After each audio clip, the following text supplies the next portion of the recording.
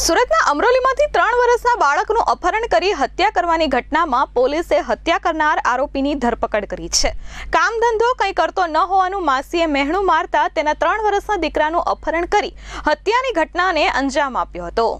સુરતના અમરોલીમાં 3 વર્ષના બાળકનું અપહરણ કરી હત્યા કરનાર આરોપીની સુરત ક્રાઇમ બ્રાન્ચ પોલીસે મુંબઈથી ધરપકડ કરી છે। પોલીસે આરોપી વિકાસ કુમાર વિષ્ણુદયાળ શાહની ધરપકડ કરી છે।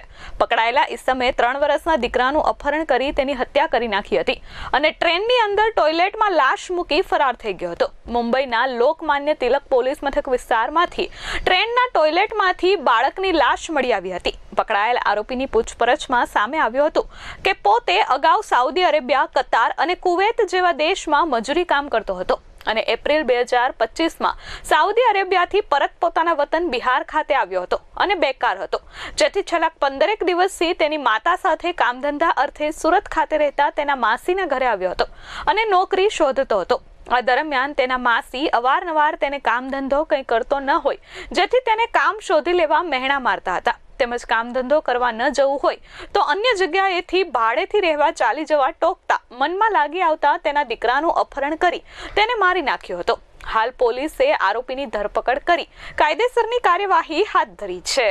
ગઈકાલે સુરત ક્રાઇમ બ્રાન્ચના પોલીસ ઇન્સ્પેક્ટર કિરણ મોદી અને પોલીસ ઇન્સ્પેક્ટર એચ.એસ. સિંધાને એક બાતમી મળી હતી કે અમરોલીના કોસાડ આવાસમાં E2માં મોહસિન અહેમદ પટેલ અને શમીમ મોહસિન પટેલ ગેરકાયદેસર રીતે ડ્રગ્સનું એમડીનું વેચાણ કરી રહ્યા છે। No drugs in Surat city અન્વયે સુરત ક્રાઇમ બ્રાન્ચ અને સુરત પોલીસ દ્વારા સતત ડ્રગ્સ વેચનારાઓ વિરુદ્ધ એક ઝુંબેશ હાથ ધરવામાં આવી છે। એ અન્વયે સુરત ક્રાઇમ બ્રાન્ચની ટીમે અમરોલી આવાસમાં રેડ કરતા એ જગ્યાએથી મોહસિન અહેમદ પટેલ અને શમીમ મોહસિન પટેલ મળી આવ્યા હતા। આ બંનેના કબજામાંથી 12 ગ્રામ જેટલું 12.5 ગ્રામ જેટલું એમડી ડ્રગ્સ મળી આવ્યું છે અને ફોન અને જે ડ્રગ્સના વેચાણમાંથી મળેલા 1 લાખથી વધુની રકમ કેશ મળી આવી છે અને ટોટલ પોલીસે 2,41,000 જેટલો મુદ્દામાલ મોહસિન અહેમદ પટેલના ઘરેથી કબજે કરવામાં આવ્યો છે।